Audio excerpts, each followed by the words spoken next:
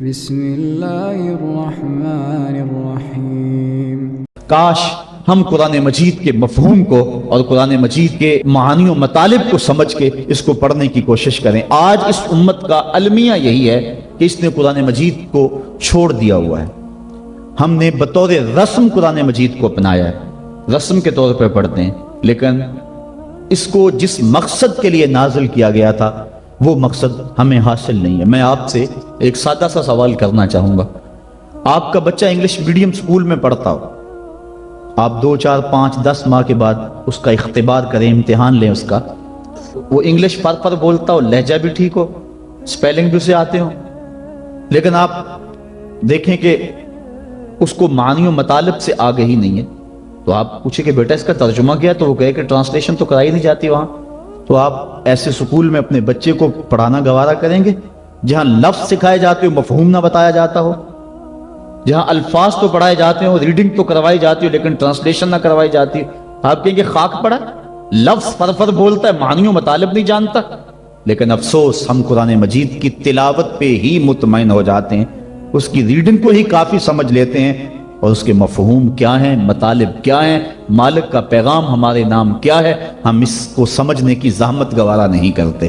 اور بسا اوقات ہوتا ہے کہ قاری قرآن تلاوت کر رہا ہے اور سننے والے جھوم رہے ہیں، سبحان اللہ پکار رہے ہیں، اور وہ ان آیات پر مشتمل تلاوت کر رہا ہے جن میں عذابوں کا تذکرہ موجود ہے۔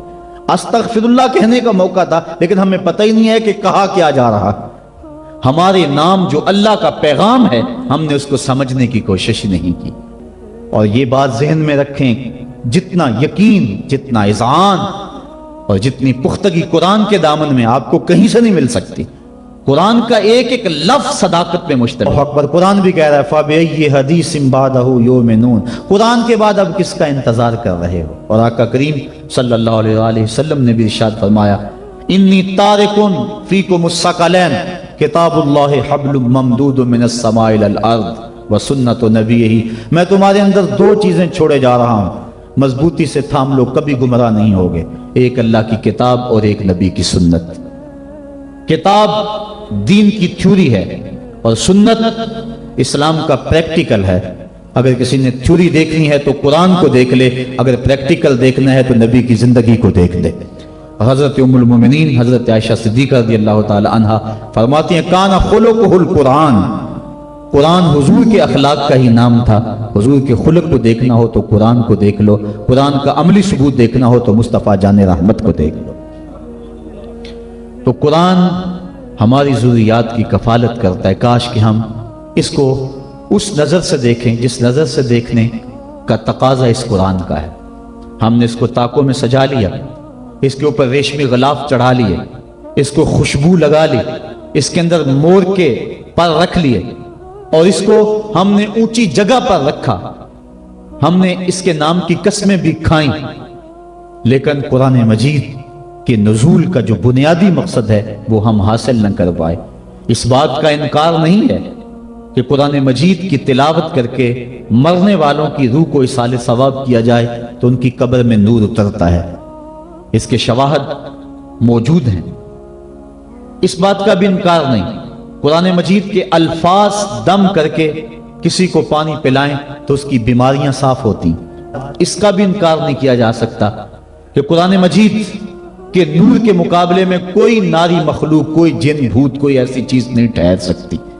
اس بات کا انکار بھی نہیں کہ اپنے گھر میں، اپنی دکان پہ، اپنے مکان پہ، اپنی فیکٹری میں قرآن مجید کی تلاوت کرو، وہاں برکت ہوگی، رزق میں فراوانی ہوگی، فرشتوں کی قطاریں لگ جائیں گی، رحمت کا نزول ہوگا، اس کا بھی انکار نہیں ہے۔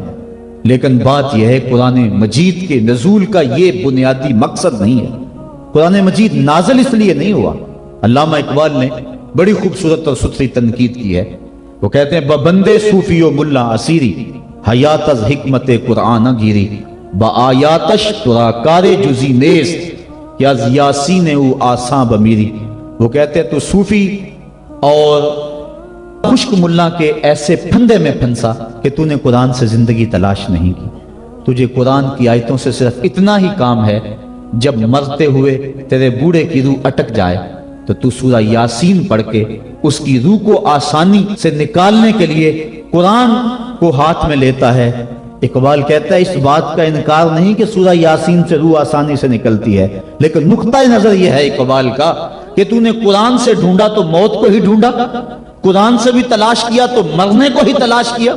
جس قرآن سے تو نے مرنے کو تلاش کر لیا، کاش اس قرآن سے تو جینا بھی سیکھ لیا ہوتا۔ جس قرآن سے تو نے مرنے کی سہولت ڈھونڈ لی، اس سے جینے کا سلیقہ بھی سیکھ لیا ہوتا، اس سے جینے کی سہولت بھی سیکھ لی ہوتی۔ ہم نے قرآن سے بھی جو ہے وہ موت کو ہی تلاش کرنا چاہا۔ آؤ قرآن کے دامن میں جو روشنیاں ہیں، قرآن کے دامن میں جو زندگیاں ہیں، قرآن کے حرف حرف کے اندر جو حیات کے اصول رکھے گئے ہیں، جینے کے جو ڈھب اور طریقے سکھائے گئے ہیں، ان سے ہم روشنی اور نور حاصل کر کے اپنی زندگی کو سنوار لیں۔